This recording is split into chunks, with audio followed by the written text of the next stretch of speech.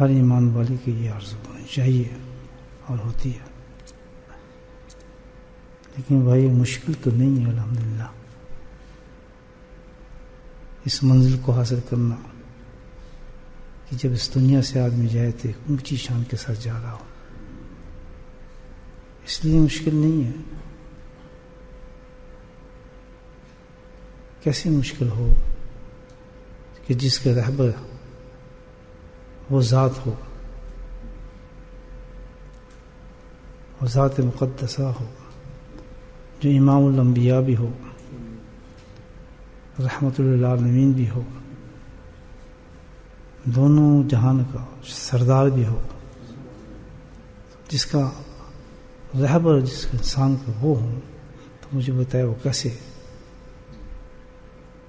کیسے ناممکن ہے کہ اس شان کے ساتھ نہ چلا جائے. وہی لوگ ناکام ہو سکتے ہیں اور ہوتے ہیں ہمیشہ کہ جو اپنے رہبر کی بتائی ہوئی باتوں پہ نہیں چلتے،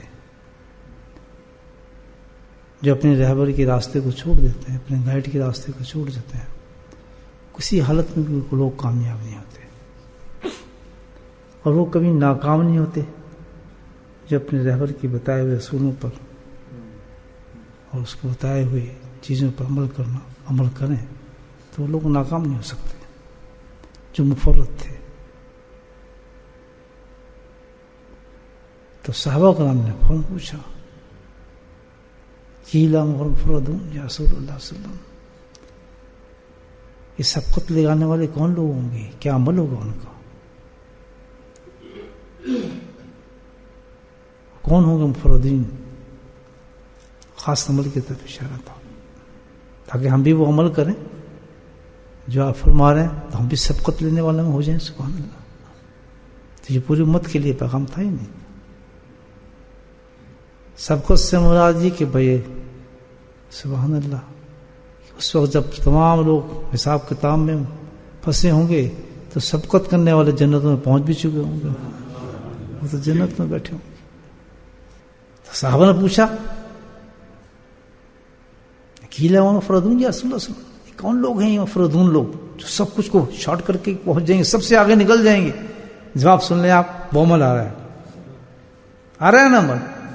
بندے کے پتر ہیں تو ہم سمجھنا چاہیے اور اس چیز کو پکڑ لینا چاہیے. وہ کیا عمل آ رہا ہے؟ اللہ بس اللہ کا سر اللہ. ہاں بڑے سبحان بڑے سبحان قرآن نبی پاک صلی اللہ علیہ وسلم کیا شارٹ جواب دے دیا کہ اللہ کا ذکر کرنے والے اور مرد یہی وہ لوگ ہیں جو تمام سے سبقت لے جائیں گے. وہاں پہ دروازہ الگ ہوگا ان کے جانے کا، اللہ کا فضل جانتا ہوں گے الگ ہوں گے، بلند دروازہ بھی الگ ہوگا، اس دروازے سے چلتے چلے جائیں گے، ان کو پتہ نہیں چلے گا کہ کیا حساب ہے، کیا کتاب ہے، کیا معاملہ ہے، نکل جائیں گے. یہ دیکھا تو صحابہ کار نے جناب کس لیا اللہ کے ذکر کو. وہ مثالیں ان کے ذکر کی، اللہ صحابہ کرام کے ذکر کرنے کی کہ آدمی سوچ بھی نہیں سکتا. یاد ایک بات آپ کو بتا دیتا ہوں، اگر کسی انسان کو دیکھنا چاہتے ہیں کہ اللہ کے عذاب اس پر اتر رہے ہیں، اللہ اس سے سخت ناراض ہے، تو اللہ سبحانہ تعالیٰ کی نشانی بتا دیتا ہوں کیا ہے. یہ نہیں کہ پاس مال نہیں ہوگا، دولت نہیں ہوگی، اولاد نہیں ہوگی، مکان نہیں ہوگی، گاڑی نہیں ہوگی، یہ معیار نہیں ہے اللہ کا. جس سے اللہ تعالیٰ کا ناراض ہوتے ہیں، جس پہ عذاب ہوتے ہیں، جن پہ مصیبتیں مسلط کی ہوتی ہیں، اس کی آشائش چلتی رہتی ہیں. اس کا کیا نشانی ہے؟ اللہ تعالیٰ اس کو اپنے ذکر سے غافل کر دیتا ہے. ذکر دل سے وحشت پیدا کر دیتا ہے، بگا دیتا ہے، بیٹھنے نہیں دیتا، سستی کرا دیتا ہے، تصویر نہیں اٹھا سکتا.